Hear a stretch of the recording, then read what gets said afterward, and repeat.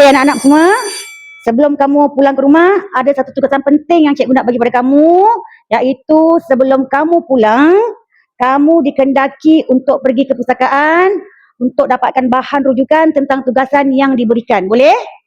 Okey, harap semua buat tugasan tersebut. Okey, terima kasih. Bila dapat tugasan untuk mencari maklumat di perpustakaan, bukanlah sesuatu yang aku nantikan. Langkah kaki terasa berat. Mata melilau dari satu rak ke satu rak yang lain. Cari di sini, tiada. Cari di sana, masih juga tak jumpa. Deretan buku seakan memandang aku kembali. Diam, sunyi, tetapi menekan. Setiap helaian yang aku selak, bukan jawapan yang aku temui. Hanya kekeliruan yang makin menebal. Masa berlalu tanpa belas. Jam terus berdetik. Sementara aku masih di tempat yang sama. Aku buntu. Di tengah lautan ilmu, aku tetap terasa kosong.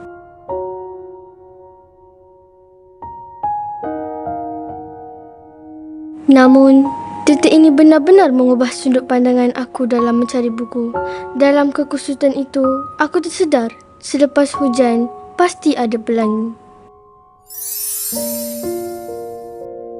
Ia hadir tepat pada waktunya.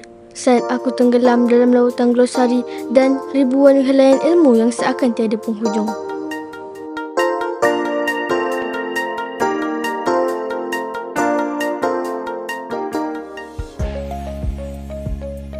Di saat rak-rak ini semakin sunyi, di saat langkah pencari ilmu terhenti, kita tertanya, ke mana hari generasi ini pergi? Assalamualaikum, saya Sufi Iman binti Hazari, wartawan cilik TVPSS Sekolah Kebangsaan Indapura 1, Kulai Johor. Inilah dia, U Pustaka, perpustakaan digital rasmi yang digerakkan oleh Perpustakaan Negara Malaysia. Di sini, ilmu tidak lagi terkurung di rak dan dinding. E-book, jurnal, majalah dan pelbagai bahan bacaan boleh diakses secara percuma hanya di hujung jari.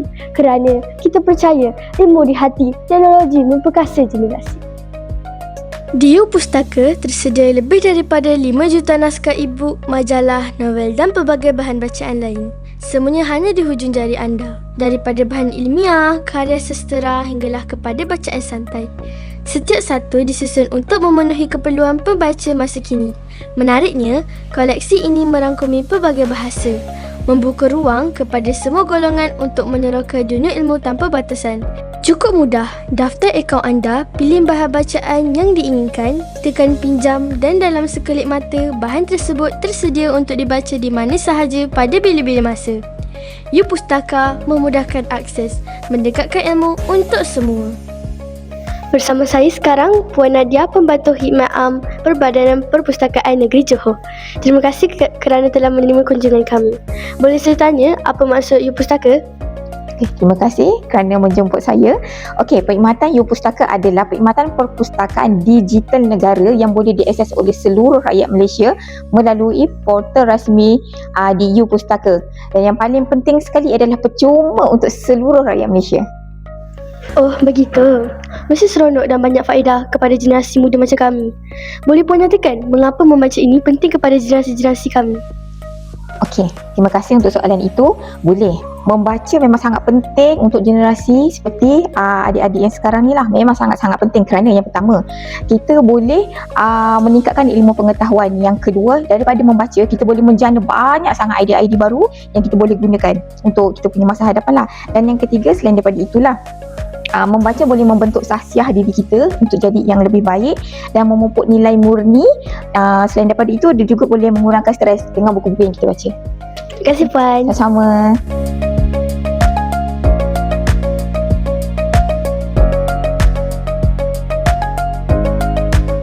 Apabila ilmu disemai dalam jiwa dan teknologi menjadi alatnya, lahirlah generasi yang bukan sekadar celik mata tetapi bijak menilai, berani mencipta dan bersedia memimpin. U Pustaka bukan sekadar laman web, ia adalah gerbang masa depan. Ia adalah sinar di tengah kekecewaan. Ia adalah bukti bahawa ilmu tidak pernah hilang. Ia hanya berubah cara kita mencarinya. Saya, Sufi Iman binti Hazari, wartawan cilik TVPSS SK Taman Indapura 1.